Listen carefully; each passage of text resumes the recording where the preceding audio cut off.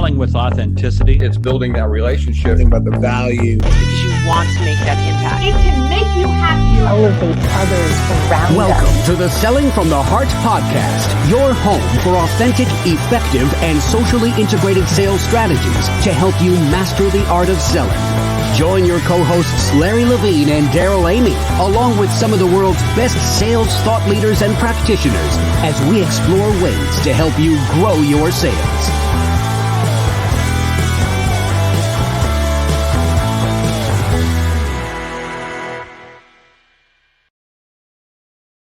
Hello and welcome back to the Selling from the Heart podcast. Your co-host Daryl Amy here today with Larry Levine. What's going on? Hey, it's another great day in the Selling from the Heart podcast, but I just have to ask you, Daryl, where the heck's this year going? I have no idea. Here, Q1's in the books. We're now solidly into Q2. As this episode comes out, hopefully I've returned from Mount Everest, and we're going to have a year. And this is such a great time right now. Larry, I'm so excited about all the things that are happening. But one of the things that is a highlight of every single week for me, and I know it is for you, is the Selling from the Heart Insiders Group, gathering with like-hearted sales professionals every Friday. Just incredible.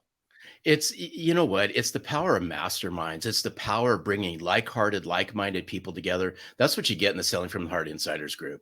It really is fantastic. And so if you're listening to the podcast and you go, wow, I'd like to find some other people who think like this. I'd like to find some other people who really believe in authentic selling.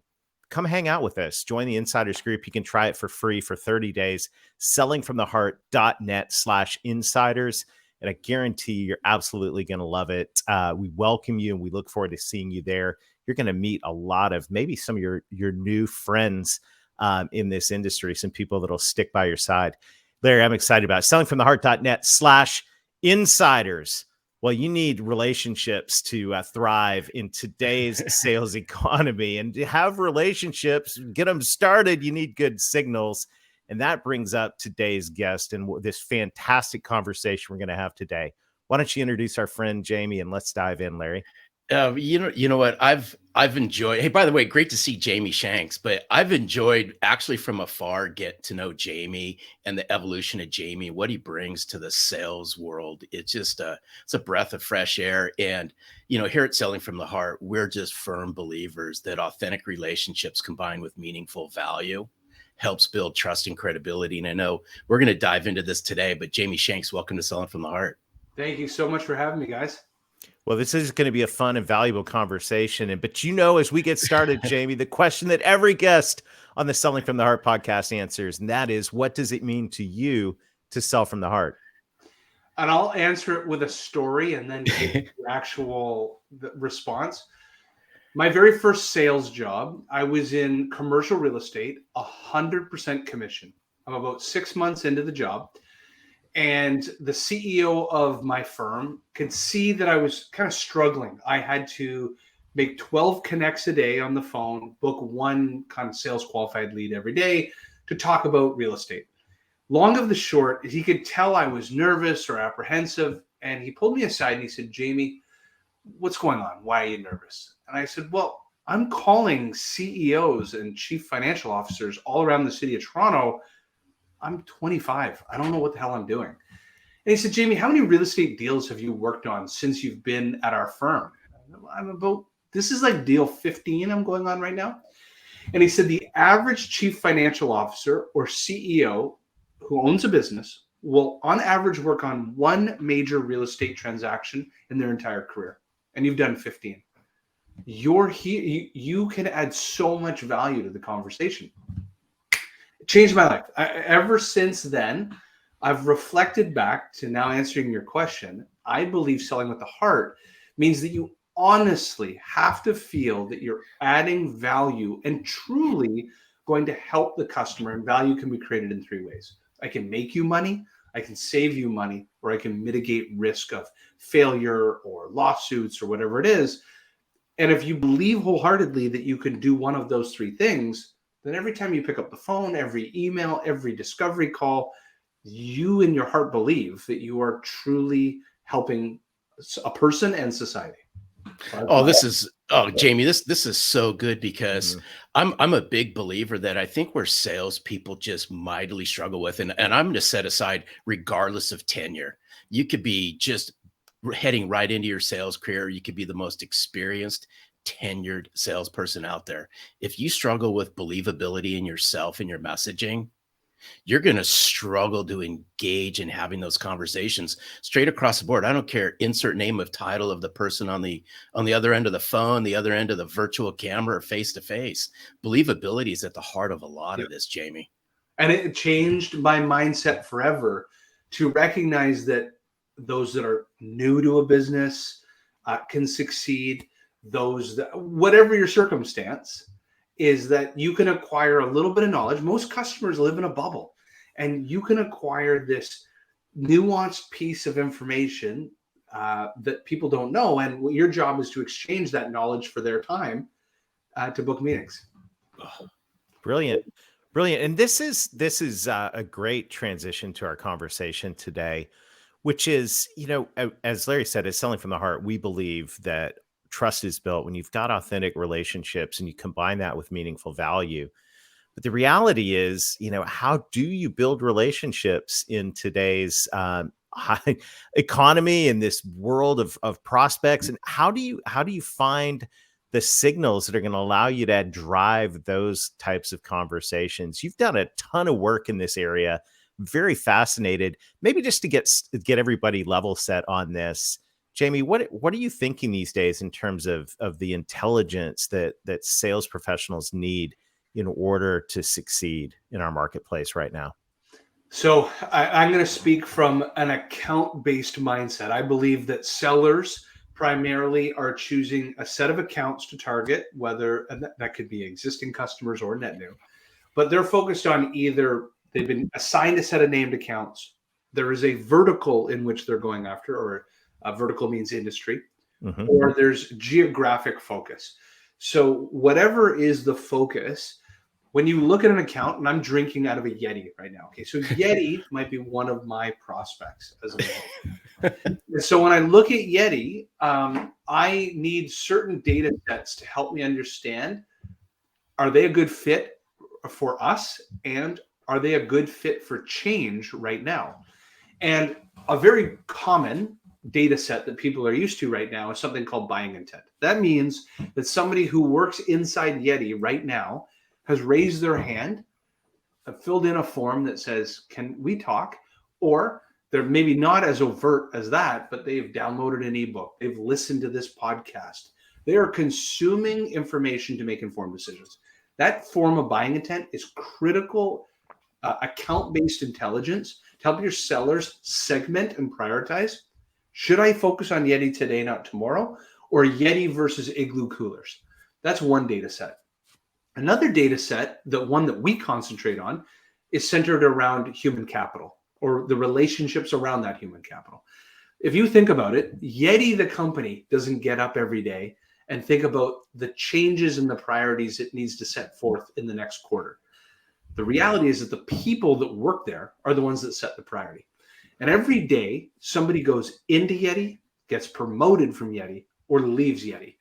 And that migration of talent brings forth new priorities. Priorities get accelerated, or priorities walk out the door. And so us as sellers can reverse engineer what is happening to the people inside those companies, and how does that affect us? Are they interrelated to a past customer of ours? So we have something called an asymmetrical competitive advantage. Are they interrelated to a competitor of ours? Like, did they just hire a new chief operating officer that worked at our direct competitor, giving us a really low probability we're ever getting in there? Or did just change happen? They promoted somebody, and that promotion is going to, create a whole cascading set of new priorities in the business. And now I can make an informed decision. Do I focus on them today, not tomorrow, or account A versus account B? So those are the big primary things that people need to be thinking about. Oh, this is stuff that is just pure gold. But I love how you use the analogy of up. I think you went up sideways, in, up, out. And my business partner came up with that. How do we make this memorable? In, up, out. We're like, yeah. But we got to continue to peel this back. Coach us through why this is so important, because I'm a massive believer that today's salespeople and sales professionals, sales leaders, they have to build relational forts. People are leaving you clues all over the place, especially in the world that we live in today. I would just submit, are we paying attention to the clues that people are leaving us? Correct. And so I'm a visual guy. So if you don't mind. Right on. Go ahead. There we go. So this is a tactical step that yourself as a seller or your sales organization can do, because this is actually how I founded Sales for Life and grew it. So essentially what I did is I'm going to write the word Yeti in the center of a sheet of paper. And what had happened for me was 10 years ago, I won a company called Vision Critical. My very first company that I was doing sales training for this topic that we invented called social selling. Like, the word meant nothing to anyone at the time 10 years ago. I took a sheet of paper and I drew the name of Vision Critical, which is a market research firm here in Toronto, Canada, on a sheet of paper, and I stared at it and I kind of did this and like, what do I do? I had no idea what to do with my story. And like Doc Brown in the movie Back to the Future, like the flux capacitor, he hit his head on a toilet and he invented the flux capacitor. I sat there and I just started doodling. And I started to draw spider webs that came off of that logo. And I asked myself one fundamental question. Who cares? Who cares about the story of Yeti? Well, when you really sit and think about it, us as people are interconnected.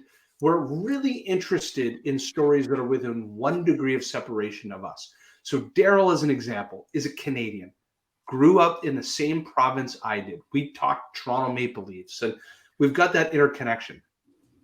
But it's amazing how little us as humans care about stories that are in some far off land. And, it's unfortunate, but like an earthquake that happened on an island in the Pacific Ocean, we just don't think about it as much. But Daryl's story of interconnectivity to Toronto Maple Leafs, it resonates with me. Same thing happens at a business. So the people that work at Yeti, they up and they leave and they go to other businesses. Those people are interconnected and will always remember working at Yeti, having a story to Yeti. There are vendors and partners. There are competitors to Yeti. But one of the others is the people that work at Yeti today, they're interconnected to people. And they're happy to talk the Yeti story or introduce people. And so this whole process is reverse engineering. One account can yield you 5 or 10 other opportunities. And I hope that answers your question. That's where it kind of came from. And that's where one account, the story of Vision Critical, ended up winning us a month later, a company in Los Angeles called USAMP, which was a competitor there. So I drew this map. I built all the market research firms. USAMP was on that list. The VP of sales at the time was named Kevin Gaither, won that account. That story took me to EXO Communications. That story took me to Tata Communications. And within 1 year, went from Vision Critical to Oracle. And then we won the largest social selling training deployment, might even been ever, 23,000 sellers over a 5-year horizon. That only took a year to do this reverse engineering of accounts to go from account to account. I love that mindset of looking for the common story between accounts. I think this is one thing that gets really overlooked by sales professionals. We think about value, right? They got this business problem, I can help you. But when we can connect that by story, things get really, really powerful. And I love that mindset. You said something when we spoke, we got to speak recently on the Revenue Growth Podcast, which is a fascinating dive into this whole concept right now of human capital migration. People are moving. I don't know, all of our listeners, have you noticed people are changing jobs? This is happening all the time. As I listen to your viewpoint on this, you see this human capital migration as a benefit to sales professionals. I'm curious why. A massive benefit, because obviously if you're in customer success, you could look at the inverse and go, wow, this is a massive risk. Right. Accounts. But let's look at it on the net new side. I'm 43. When I started my career, I was at the most tail end of the era where people even contemplated that you would work at businesses for a career and you would get the golden watch and the whole bit. By the time I started working in early 2000s, that idea was going away. But there was still this idea that you needed to build these huge blocks on your resume, 5 years here and 5 years there. The world is like a world of intrapreneurs. And now everybody's looking at things as projects and tasks, right? Work on a project for a year, 18 months. There's a saying in the marketing world that you only make more money when you change jobs. If you work in the ad agencies, you never get promoted or make more money at the firm you're at. You make your money by jumping from firm to firm. So as a seller, especially in a scaled organization where you have hundreds or thousands of accounts, and within every account, there's a buying committee and power users that used your solution. Just use a calculator. If you have 1,000 customers and there are 5 people at every company that were the main decision makers, champions, and influencers that were surrounding your solution, that's 5,000 people. And if every month the average CRM is depleting at 3% a month, so that means that 3% of that 5,000 is pouring out the door and is obsolete. Hundreds of people every month are changing jobs. And now you've got these warm conversations that you're able to have, because you're not calling Yeti blindly and saying, so have you been thinking about solution X, Y, and Z? Mm-hmm. You're calling Yeti because the person they just hired worked at one of the case studies on your case study page 3 months ago, and they're in your CRM with 2 years worth of conversational history, and they know exactly what it's like to use your solution. And now you just have to be able to help them understand how that works within Yeti. It's a much different conversation. Oh, I love this, Jamie. I'm a massive, huge believer. What you just said, I have flashes before my eyes of growing up in the office technology space, wishing I would have had some of this, and I didn't figure it out. I didn't figure it out till later on in my life. But just to throw even more of a stamp on this and more gas on this, I'm just a big believer. Everybody, all of our listeners, every sales leader, every sales professional, I don't care title, you're 1 degree of separation from your best sales opportunity. You just all need to start connecting the dots and connect the dots inside your network. And I love the term. I've always loved the term that you've always used, reverse engineer this. I just think today we've made this so complicated, but yet it's so simple if we're willing to do the work. 100%. We have a deal in proposal right now at Pipeline Signals that came only 1 week ago from a past customer of ours at Cornerstone On Demand. Sales leader left. And in fact, we didn't pick up the signal as fast as that sales leader reached out to us and just said, let's have a conversation. Just used you at another company. What do you have for me here?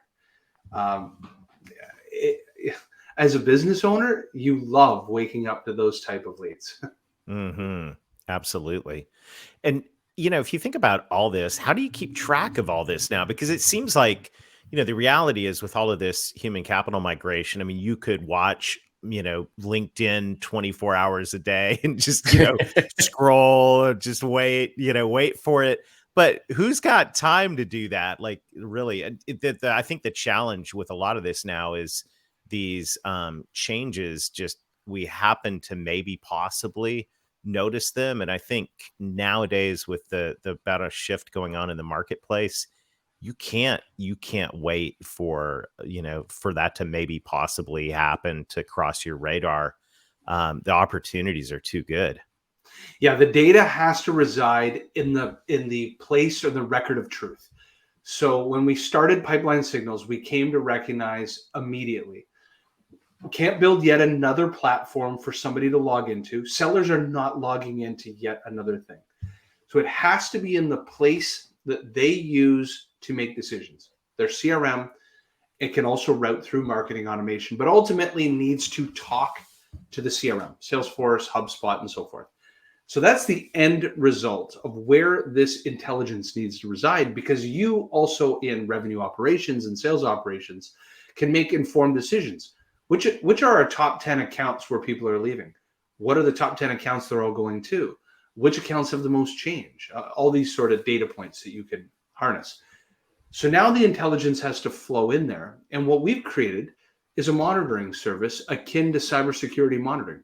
You tell us any account in the world, customer perspective that you want to monitor. What is your ideal customer profile?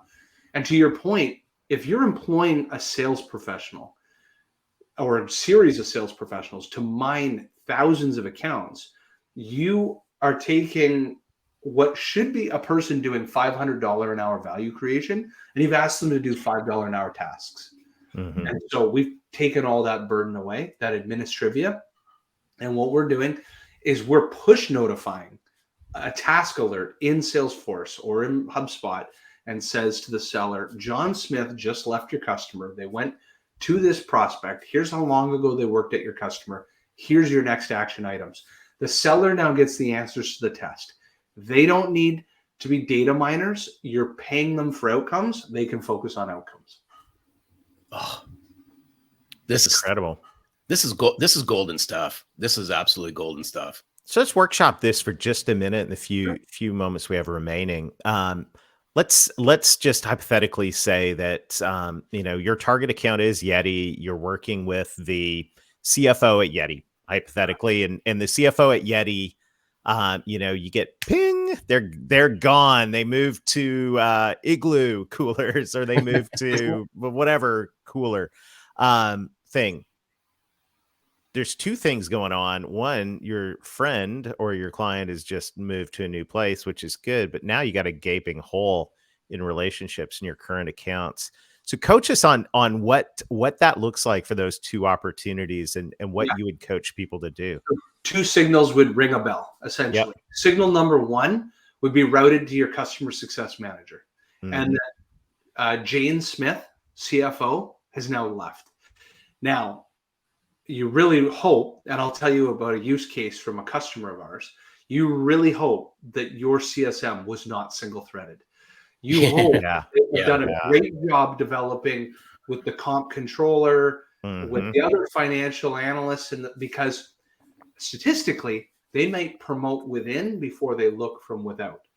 So you hope that you also have another champion inside that organization. So the coaching now to that CSM is, okay, hopefully you already have a sphere of influence around the finance department. You need to be looking out for the fact that your signing authority just walked out the door. So if you're about to introduce a new initiative, who's signing off on this? Two, were they the ultimate champion of your solution? Or were they just the signing authority and the champions are still in the business? Because if they're also the champion, priorities just walked out the door. That's right. And now you've got to monitor, as we will do it for you, we will monitor who they hire next. And who they hire next could either come in a green, yellow, or a red. A green flag, they hire somebody that actually came from another one of your customers. Yellow, they hire somebody that has no experience with either yourself or your competitor. You just need to now be building a relationship with that person. And then red, did they come from a competitor? And they can completely change any solution. So that's what's going to happen on the CSM side. And on the net new side, you have an advocate that goes into another business. Hopefully, so what we do is we route it to the right seller based on their named accounts, their TAM, and so forth. So that means that John Smith, who owns the Igloo Cooler account, he gets that signal. Or if it's white spacing, meaning nobody actually owns Igloo, it's not even in the CRM, it gets routed to the right seller who owns manufacturing market in the United States, mid-market, and that seller gets their signal. And the coaching here is lean in on your past successes, build a 100-day value journey. Here's the 100-day value journey. In the first 100 days, when a leader takes a new job because they want to make an impact, it is touted that in that first 100 days, they will deploy up to 70% of their remitted budget, either physically or will have mentally decided what they're going to do with that money, because they only have about a quarter to figure out where the washrooms are and then figure out their people and then make an impact.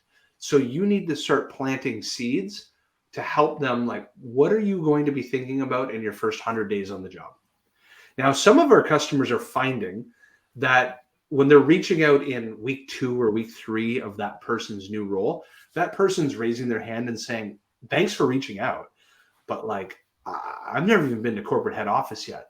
Mm-hmm. So they're boomeranging messages, day 30, day 45, day 60, and dripping value so they're not forgotten. And I think weak sellers are planting a seed at week 2, that buyer raising their hand saying, I'm not ready. And then they go, oh, and then giving up. Like, no. You don't understand. In 70 days, they're going to know everything in the business and they'll be deploying capital. You better be there. Yeah. You know, the first thing that flashes through my mind is all the relational vulnerability that exists and how this help just bridges the gap and, you know, likens to, we'll call it Fort Knox, Jamie, is there's so much intelligence and you're serving this all up to help salespeople and leaders build that fortress of knowledge around their client base. And I'll tell you wow. So we had our first customer churn in the last 6 months. It was the only customer that's ever churned. And it was a massive learning experience for us and the customer.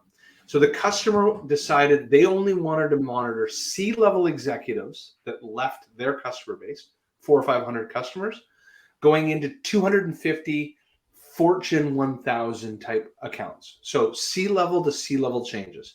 So the number of signals provided was small. In 2 months, they had 90 signals, but of that changes. But here was the big aha moment. Of the 90 signals that were sent in, monitoring their prospects, 85 of the 90 signals that came from their customer, their CSMs didn't know that C-level executive. These C-level executives were the chief data officer, chief technology officer, chief information security officer. So not only was the whole left when that key stakeholder left, but when they got to the new account, they were like a quasi stranger. And so our customer was realizing that they were reaching out to people that didn't know that they were a past customer. And yet the CSM still had to make a whole. And so it really shined or shone, I don't know what the English on the fact that, our customer success team needs to be way more multi-threaded.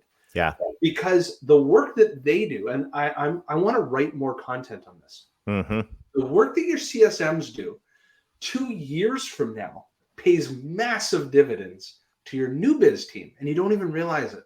Yeah. And that was the big aha moment I had with your new biz team 2 years from now, as you develop really robust relationships on the customer side, they benefit from it, from all these known advocates going into other businesses now. Powerful. Jamie, what a great conversation. And this, I have a feeling we'll be talking about this for some time to come. And all of this right now is so top of mind. How can people learn more about the incredible program that you've put together? Contact me on LinkedIn. I'm Jamie Shanks. As well, go to pipelinesignals.com. We're happy to show you. I can show you free examples of signals going on in your business right away, and have a conversation about what it's like to monitor them at scale. Really, this is fantastic stuff. Yeah, Jamie, thank you so much. This has been an awesome conversation. Best wishes to you, and thanks for sharing time with us today. Thanks a lot, guys. All right, awesome. Oh, Daryl, this was amazing stuff. You know, as I was listening to what Jamie had to say, I had flashes of Jim Rohn and just going through my mind, and just y'all follow along with me for just a second on this one. But the late great Jim Rohn had always said, "Success leaves clues." That's right. Think about what Jamie just shared with us. There are signals being left that's leaving you clues, serving you clues up to engage in conversations with your clients and your future clients. This is fantastic conversation. Absolutely. And the reality is we've got to be paying attention to this stuff right now. We've got to be paying attention. I think, this is an important moment for us, everyone listening in, to kind of sit back and, maybe get that blank notepad out, draw the circle in the middle, hit yourself in the head a few times and go, what are we going to do about this? I mean, the human capital migration right now it's a big deal. It's happening all the time. And it's it's like any change, it's either an opportunity or it's a threat. And if you're not paying attention, it definitely can be a threat. But I think right now, especially the folks in the Selling from the Heart community who are saying, I'm bought into building authentic relationships. I like that term, multi-threading relationships through accounts. This is where it all begins, is that commitment to go, hey, I'm going to build these relationships with the account. And hopefully you find out, maybe you find out through a signal, maybe you find out through LinkedIn. Hopefully you find out because you have such good relationships in the account that they call you and say, hey, Larry, I just want to let you know in 2 weeks I'm leaving, that type of thing. Whatever it is, there's an opportunity right here, and authentic relationships are at the core of it. Larry, we are, this is fantastic stuff. I'm so excited about the conversations we get to have. I'm so excited about the community.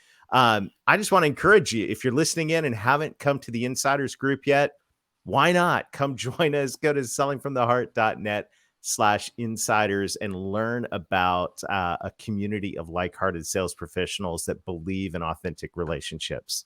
Oh, it's so good. I'll just leave everyone with something just to think about as we wrap up the podcast. But I'm a big believer, the more people you know inside your accounts, the more you'll grow. The more you can learn from them, the more you will earn from them. Pay attention to the signals. Pay attention to the clues that your customers are leaving for you. Fantastic. I love it. Well, thank you to everybody who's listening in, especially thank you to those who are liking, sharing, and leaving reviews on the podcast. It helps us spread the word about this movement of authenticity in the sales profession. We've got great episodes coming up, so make sure to like, subscribe, whatever platform you're on, so you don't miss anything. And until next time, keep being genuine, keep being authentic, keep adding real value, pay attention to the relational signals in your accounts, and most of all, sell from the heart.